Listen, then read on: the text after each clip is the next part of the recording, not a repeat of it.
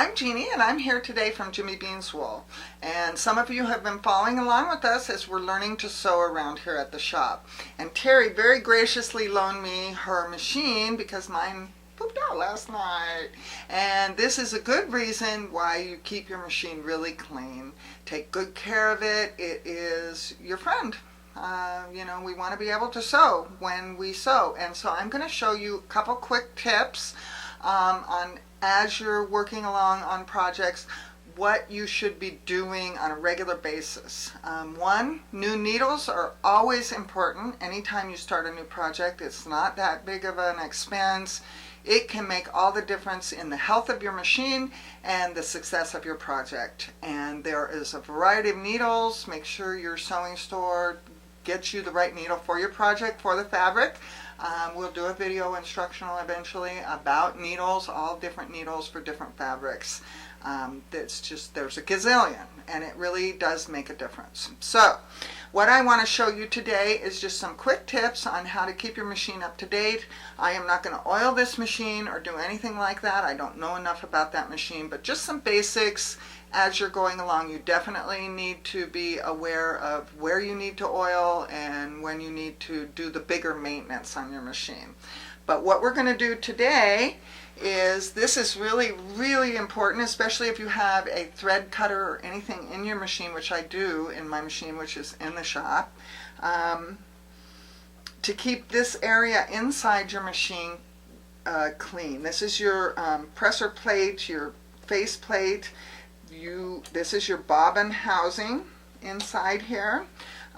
You can take your bobbin out, of course. We're going to take the bobbin out. We'll set it aside. Your machine should come with a little brush. I also like to keep Q-tips around, cotton swabs of any sort, to help get some of the dust. So you want to just open this area up, take your bobbin and set it aside. Some machines, this portion, this little housing that holds the bobbin will come out. My personal machine does that. Terry says hers doesn't, so I'm not going to do that. But you just want to kind of brush around with your little brush, take care. You can take your Q-tip around inside. I kind of sneak in here and grab any dust bunnies. Terry's machine is very clean. She got this for Christmas this year. There's a little bit coming out. Just, you don't want to go into funny places. You can always kind of dust off your feed dogs, which is the part that helps pull your fabric through your machine. Just kind of keep this clean. I do this every, I don't know, 5 to 6, 7, 8 times that I've passed fabric through my machine. If you're using fabric like fleece or flannel, you want to do it a lot more often, because this can really mess up how the tension of your thread goes through from your bobbin to the top thread. If there's dust bunnies in here, and Monica and I, just before we started filming this, talked about the dust bunnies that we can get out with fleece and flannel fabric. Just general wear and tear. It's just really a good habit to get into. So we'll set that aside. The other thing I want to show you, and you should know how to do this, but it's a good idea we can just review it a little bit, is how to change your needle. Now, this machine is turned on, so I am going to turn it off. It's just a safety issue. I do like to put a little piece of paper underneath the presser foot before I take my new needle and replace the old one. And every machine is very similar. This is very similar on any machine. There's a little kind of screw. Uh-oh.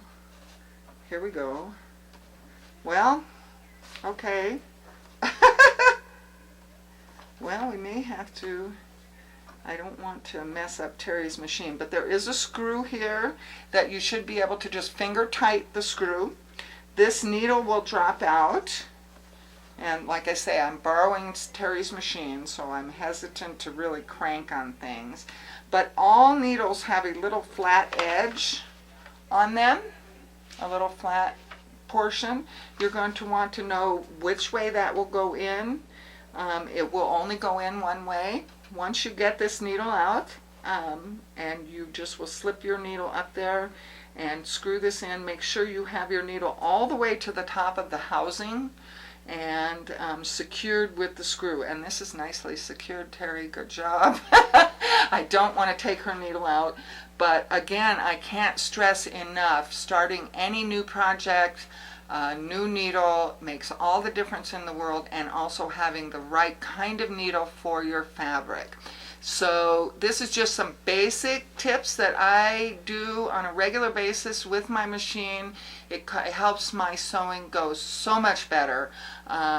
My tension works out well because there's no dust bunnies down here in this housing around the bobbin, causing the needle or the bobbin tension to change, which can cause your stitch tension change on your project. Just some simple little tips. I hope it makes your sewing go better. It does mine, and I wish you happy sewing. And again, I'm Jeannie from Jimmy Bean's Wool. Thanks so much for watching. Take care. Take care of your machine. Bye.